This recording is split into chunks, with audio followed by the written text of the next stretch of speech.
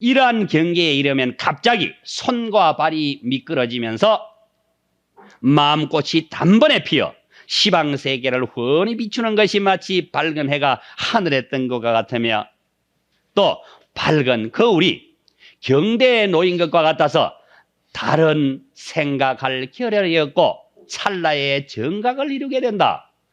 뭐 이렇게 말 안 해도 우리 다 압니까? 다 아는 기라. 그렇지만은 저희들이 글을 보고 이렇게 뜻을 알아내는 거하고, 고봉스님께서 당신이 진리를 깨달으시고 모든 대중에게 진리의 말씀을 하는 입장에서 보면 이 말이 대단한 말이 되는 거예요. 글자는 간단합니다. 경대에 놓인 것과 같고 다른 생각할 겨를이 없고 찰나의 정각을 이루게 된다. 화두 타파하면 타파하는 그 순간에 일체가 타파되는 것이죠. 그런데 저 일본 가면 그는 묵조선이거든요. 묵조선에 이거 1200 공안을 하나하나 깨달아 나가요. 그 하나하나 묻습니다. 그 저한테도 그래 묻습니다. 그래 묻는데 그 말로서 그거는 좀 말로서 대답하고 뭐 하는데, 말로 대답할 건 뭐 있습니까? 예. 그래 묻는 그분에게 나도 행동을 한번 했죠. 뭐. 그러기에 뭐라고 말을 하기는 하는데 그게 뭐 맞는 말인지 틀린 말인지 모르겠지만, 점검하는 그 사람이 자기 스스로도 생사해탈을 했는지 안 했는지 모르겠지만은, 어찌 제자들을 그 공안 하나하나를 갖다가 점검하면서 그걸 깨달았다고 인정해주면 그 다음 걸 또 공부를 해요. 그거는 순차 차제가 있어요. 그런데 우리 화두선이라고 하는 건 차제가 없습니다. 무엇이든지 어떤 화두든지 하나를 탁 깨치는 순간에는 일체만상의 화두가 한꺼번에 깨쳐지는 게 아닙니까? 그래서 화두라고 하는 건 하나를 깨치고, 안 그러면 또 뭐 한 3분의 1을 깨치고 3분의 1을 깨치고 3분의 3을 깨치고 이래가 다 깨친다. 그런 건 아니니까. 그래서 여기에 나타난 것이 단번에 정각을 이룬다 했거든. 오직 이 일대사만을 밝힐 뿐만 아니라 위로는 부처님과 조사들의 일체 차별된 법문을 아래 위로 모두 깨뚫으며 불법과 그리고 세간법을 한 덩어리로 만들어서 날듯이 걸림없이 자유자재하고 자유자재하여 날듯이 걸림이 없으며 불법과 세간법을 한 덩어리로 만들어. 참 좋은 그 법문 말씀 같아요. 우리는 불법이 따로 있고 세간법이 따로 있고, 교리에서는 그래야 나눕니까? 교리에서는 현상계가 뭐 어떻고 본체계가 뭐 어떻고 이렇게 나누거든요. 우리 선하는 입장에서는 현상계가 어디 있고 본체계가 어디 있습니까? 현상계, 본체계 그걸 한참에 절구통에 넣어가지고 전부 뭉개 두드리 부숴가지고 한 덩어리 만들어가고 이놈을 물고 앉아있는 거예요. 이놈을 물고 앉아있는 거 이름 한 덩어리가 세간법, 출세간법 한 덩어리가 됐습니다. 그 물고 있는 게 이게 뭐냐? 여기 화두지, 여기 화두. 다른 거 아무것도 없거든요. 그렇다고 하면 우리 성가 입장에서 볼 때는 그 두 개를 나눠가지고 뭐 할 수 있겠나 이 말입니다. 할 수 없죠. 그러니까 우리가 하나는 화두나 그리고 화두하는 나나 이 두 개를 갖다 칼 한번 탁 치가지고 일도양단애가 없애버린다는 거랍니까?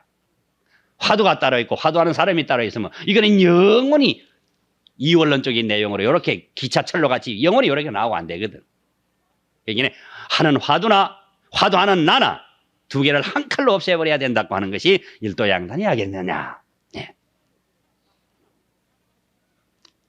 물 뿌린 듯 말끔하게 드러나고, 이제 화두 깨닫고 난 다음에 그 경지를 나타내는 거예요. 물을 뿌린 듯 말끔하게 드러난다. 물을 뿌리가 깨끗이 더러운 거에 씻은 듯이 이렇게 참 말끔하게 깨끗하게 나타나고, 말려서 뽀송뽀송하듯이 청결하여. 자, 우리가 어떤 물건이든 더러운 것을 깨끗이 씻어가지고 그걸 햇빛에 말려면 거기 말라가지고 뽀송뽀송하거든. 이렇듯이 우리가 화두를 깨치고 나면 우리 마음도 그렇게 된다. 하나의 격식에서 벗어난 함이 없고 일 없는 참 도인이 될 것이다. 참 도인 되기 쉽습니다. 한문으로 이래 적어 놓으니까 한문이 뭐 어려워가지고 이게 무슨 법문인지 이게 뭔지 모르지만 뭐, 아이고, 그건 뭐가 있는갑다 싶은데, 그 사람은, 중국 사람은 그 사람대로 하는 말이 한문이고, 우리는 우리대로 번역해가지고 한글로 하면 그 우리 글인데, 한문이 더 월등하고 한글이 더 월등하지 못하다 그런 건 없죠. 그러나 조금 차이 나는 것은 우리나라 말은 소리글이고 한문은 떡글이기 때문에 우리가 글자 한자 한자 보고 느끼고 하는 내용이 좀 더 깊이, 그래, 넓게 이해할 수 있는 그런 부분은 있다. 이 말이 되겠습니다. 예. 우리가 참돈이 되려고 하면은, 아, 이렇게 해야 되는구나. 그럼 이렇게 하면은 참돈이 되는구나 하는 것을 이제 이 고봉스님께서 말씀을 쭉 하신 내용. 그럼 또 밑에 보면, 이렇게 한번 세상을 뛰어나와야 바야흐로 평생 동안 참선하려는 뜻과 서원을 저버리지 않는다고 말하리라. 선방에 돌아가 참선해야 되겠다면 요 정도는 돼야 성각이라고 하지, 그렇지 않으면 성객이라고 말할 수 있겠나. 그러니까 성객이 되도록 정진합시다. 꼭 이래 후학들에게 하신 말씀. 바야흐로 이라거든. 우리가 바야흐로라고 하면 참 좋은데, 이 바야흐로라고 하는 거는 시간적인 간격을 두고 시제형으로 말하는 것이 바야흐로의 뜻이 되겠다, 이 말이 되겠습니다. 만일 이 생각이 허지부지하여 시원찮고 뜻이 맹렬하고 영리하지 못하여 혼침하거나 산란하여 오늘 또 그럭저럭 지내고 내일 또 그럭저럭 지낸다고 하면은 설사 20년 30년을 공부한다고 하더라도 마치 물이 돌을 적시는 것과 같아서, 참 이거는 참 꼭 저보고 한 말 같아요. 저보고 뭐 화두 가지고 참선한다 해가지고 딱 결제하면은, 결제하는 그날부터 한 일주일간은 아주 눈이 부럽게 합니다. 그래 하다가 보면은 이게 자꾸 차츰 이제 마음과 정신이 이제 조금 뒤로 물러서게 되죠. 그래 물러서게 될 때마다 이제 이 조실 스님이, 그리고 또 방경 스님이 이렇게 법문을 해가지고 오늘 또 그래서는 안 된다, 또 내일 또 그럭저럭 지내서는 안 된다. 만일 그래 지낸다고만 너가 이 문중에 들어와가지고 20년 돼도 안 되고 30년 돼도 안 되고, 그러기에 30년 돼도 안 되다 하기에 저가 딱 요 30년 돼도 안 돼서 이게 아무것도 안 된 것 같아요. 와, 안 됐나 혼자 생각해봐도 묘책은 없는데, 그러면 어떻게 해야 되겠나? 아, 내가 공부해 나가는 이 과정이 뭔가 부족한 점이 있는구나, 이렇게 이제 스스로 생각해야 되지 않느냐 하는 것이 그 고봉스님께서 후학들에게 하신 말씀. 그럼 마치 물이 돌을 적시는 것과 같아서, 그 물이 돌을 적신다. 돌이 딱 요래 있으면은 물이 내려와 가지고 돌을 살금 적시고 갑니다. 그럼 돌은 공부하는 나예요. 그럼 물이 살금 내려가거든. 물이 살금 내려가면 그 물이 돌 속으로 침투해가지고 돌 속까지 완전히 적시고 가야 되는데, 그렇잖아요. 화두 참선한다고 딱 앉아가 참선합니다. 참선하다 보면은, 자, 며칠 이렇게 하다 보면은 그것이 물이 싹 지나가면서 돌을 적신 것 같이 내려갑니다. 다 적신 것 같지만은 겉으로 밖에 안 적시거든. 그러니까 요거는 뭐냐 하면은 참된 공부를 착실하게 하지 못한 고기에 비유한 거예요. 돌 속까지 물이 들어가야 되는데 그래 못 들어갔어. 공부한다고 하는 형식적으로만 화두 가지고 공부하지, 그래 안 해가지고 뭐가 나를 공부하지 못하게끔 만드는 하면은 고봉스님께서는 두 가지에 이어 병마를 들었습니다. 무슨 병마냐 하면은 산란하고 혼침하고 그 두 가지 병마, 그놈을 타파를 해야 된다. 그놈을 조복을 받아야 된다. 이렇게 나옵니다. 그놈을 조복받지 못하면은 그냥 물이 돌 한 번 석 씻겨 내려가듯이 평생에도 그래 밖에 안 된다. 산란과 혼침을 꼭 조복을 받아라. 산란과 혼침을 조복받기 위해서 옛날에 큰 스님들은 밤에 주무시지도 않고, 그 다음에 탁 가사장삼을 입고 머리에 여기에 저쪽에 물을 담아가 얹어가지고 그래 참선하셨다고 하는 이야기 저희들이 많이 듣습니까? 옛날에 동화사에서는 큰 스님들이 공부하면서 잠이 올까봐 싶어서 잠잘 시간에 잠자지 않고 다 저 밑에 마을에까지 내려갔다가 또 올라오시고, 뭐 각 사찰마다 큰 스님들이 다 그렇게 정진하셨다고 그런 이야기를 저도 들었고 우리 스님들도 다 들었으리라고 믿습니다. 그래서 그 두 개를 빨리 조복을 해야 된다. 그렇지 않고 엄벙덤벙, 간간이라고 하는 거는 엄벙덤벙 이렇게 저는 번역을 했었어요. 예. 그래, 엄벙덤벙 이렇게 그냥 대면 그렇게 하는 겁니다. 그 중국 사람은 이걸 칸을 갖다 뭐라고 하는 거면 이걸 간을 갖다 칸이라고 하거든요. 한번 착실하게 잘 봐라 하는 거라 칸이 하거든. 요 간 두 개 사이에 이 한일자만 딱 꺼버리면 돼요. 그럼 한일자만 딱 꺼면 한번 보고 이 말입니다. 예. 섣달 거몸이 되면은 금벙덤벙 지나다가 섣달 거몸이 되면 섣달 거몸은 이제 우리가 이 세상 하직할 때 어떻게 하직하는지 몰라도 말로서 표현하면은 꼴 그러다가 깍 하면 가버리잖아요. 거의 찰나거든. 꼴할 때 그때가 엄벙덤벙 지나다가 섣달 거몸이 된 거예요. 꼴 해가지고 안 가고 골골골골골골골 요래 가지고 평생 사는 사람도 안 있습니까? 예. 그런데 골골골골골골 가다가 깍 하면 끝나버려. 거기 섣달 거몸입니다. 우리가 12월 31일이 섣달 거몸이 아니거든. 우리 섣달 거몸은 급입니다. 아무리 달력을 몇 년, 몇 월, 며칠 뭐 어떻고 써놓고 했지만은 우리 정진하는 사람들의 분상에는 섣달 거몸이 바로 이 세상 하직한 날이 섣달 거몸이다. 섣달 거몸날 큰 소리 한번 치고 주장자 한번 딱 내려치면서 이렇게 가야 될 것 아이가 하는 것이 우리 성가의 풍습이거든요. 그런 풍습을 꼭 우리 스님들이 이어나가 주셔야 돼요. 예. 선배들은 그래 못했다. 그러니까 우리가 어떻게 할 수 있겠나 이거. 선배들이 못한 걸 우리가 해야 된다. 저도 그런 생각하고 해봤는데 잘 안 돼요. 예. 아니 그냥 깍은 안 됐으니까 골골골골 하고 있지만은 깍 될 때는 또 모르지. 어떤 도반이 이제 하는 말이 부처님 사리를 하나 모시고 있답니다. 그래 모시고 있는데 그거 왜 모시고 있나 탑을 만들지 해가지고 그 타파 신앙으로 사리를 모시고 기도하고 하면 될 텐데 하겠나 그래 안 한대요. 왜? 내가 골골골골 할 때 그걸 탁 삼키 뿌린대. 삼키 뿌리면 나중에 뭐냐?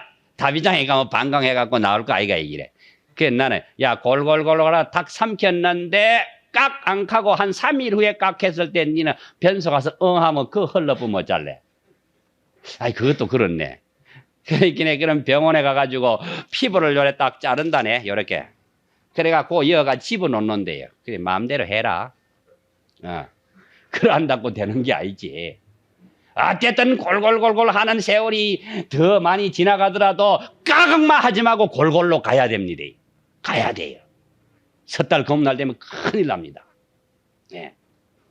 섣달 거몸이 되면은 10개의 5상이 멋쩍고 부끄러운 꼴이 되어서 참 이봐요. 이 또 우리 보고 하는 건데 10개의 5상이라 하면 몽땅 다 합니다. 몽땅 어영부영 전부 살다가 몽땅 막 그 길로 그렇게 지나가는 거예요.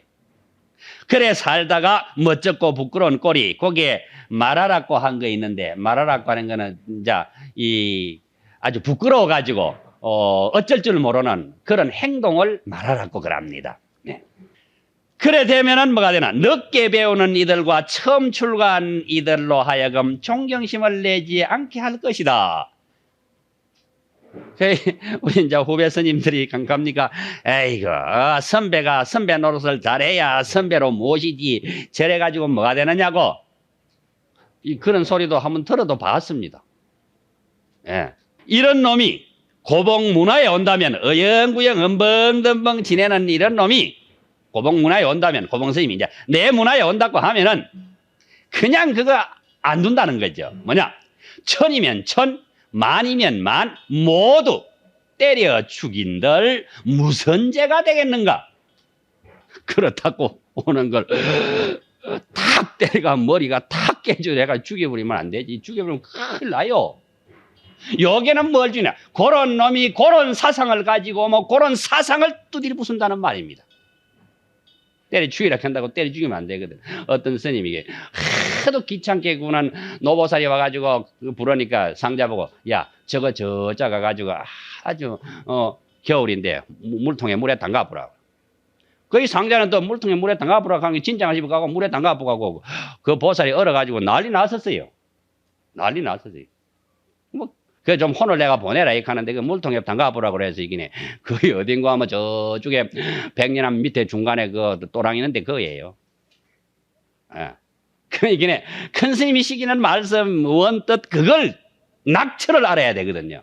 어떤 말이든 낙처를 알아야 되거든요. 성가에서 낙처 모르면 큰일 나지 않습니까? 예. 그래서 제가 전방에 부대에 와가지고 스님 그 부대에 와가지고 법문 한번 해주시오. 나는 법문은 할 줄 모르고 법문은 방장스님 조실스님 같은 분이 하는 것이 법문이고 우리는 가가지고 그냥 마음이 흐뭇하게 기분 좋게 그냥 부처님 말씀하면 전하는 거예요. 그래 이제 그 가서 부처님 말씀이라 해가지고 뭐 한 구절 가가 이야기 떡 하고 나니까 그 상등병이 딱 손을 들고 질문을 딱 합니다. 불교에서는 살생하지 말으라고 했죠. 그렇지. 그런데 총칼을 만들어 가지고 우리는 이 살생을 하는 걸 아주 연습을 해 가지고 순식간에 우리가 살생을 하는 그런 훈련을 하는데 그런데 불교에서는 어떻게 생각합니까? 그걸 살생을 해야 됩니까? 안 해야 됩니까? 이야, 더라고 참 맹랑한 질문이라요. 그래가지고 제가 그랬어요. 뭐 버뜩 생각나는 게 뭐라 그러나 어떻게 우리 이 군인 아저씨는 왜 한 가지 말고 두 가지는 모르느냐고. 불교에서 가르치는 것은 살생하지 말아라고 하는 말은 정확하게 부처님의 말씀인데 우리가 현실을 죄가 있을 때는 살생을 하지 않으면 안 돼. 인민군이 먼저 넘어온다. 그럴 때 내가 총을 먼저 탁 쓰러뜨려야 돼. 내가 뒤에 쓰러뜨리면 안 되거든. 그럼 안 되는 게 아니고 내가 가는 거지 뭐 안 되는 것도 없지. 예. 그래 내가 먼저 안 쓰러지려고 하면 먼저 땡겨야 돼. 그런데 먼저 땡길 때 불교에서는 뭘 가르치느냐? 우리는 민주주의 사상을 가지고 있어. 민주주의 사상을 가진 불자는 민주주의 사상을 가진 대한민국 모든 군인은 공산주의라고 하는 사상을 정조준해가지고 백발백중하라 이 말이야. 그것을 가리키는 것이 불교지. 다른 것이 불교 아니라고. 그래 보니까 그게 별 두 개 다른 사람도 막 손뼉 칩디다. 스님들은 손뼉 안 쳐요? 스님들은 안 친다. 그 치면 못 서지 본래. 야 스님 그 멋있는 말이라고 그래. 무슨 님 말에게 불교는 본래 그렇다고. 본래 그렇다고. 공산주의 사상을 정조준해가 그걸 갖다 백발백중 맞추려가는 거죠. 그렇게 가르치는 것이 불교요. 막 그러고 말았어요. 그러니까 우리 참선하는 우리 스님들은 진짜 모든 어떤 내용이든 낙처를 잘 살펴주십시오. 예. 그 낙처를 잘 살피는 스님은 와 지금까지 고모양 고꼴이요. 뭐 이러면 또 답변할 게 없습니다. 낙처를 살펴가지고 하려고 해도 어떤 데는 옆으로 나가고 어떤 데는 서울 가는 차를 탔는데 서울 못 가고 부산 가는 차를 타고 부산 가버리고 마음이 지멋대로 왔다 갔다 합니다. 그러나 그런 순간에 자꾸 마음을 잡들여 이끌어가지고 바로 가기 위해서 노력하는 게 우리 저희들 수행 납자들 아니겠습니까?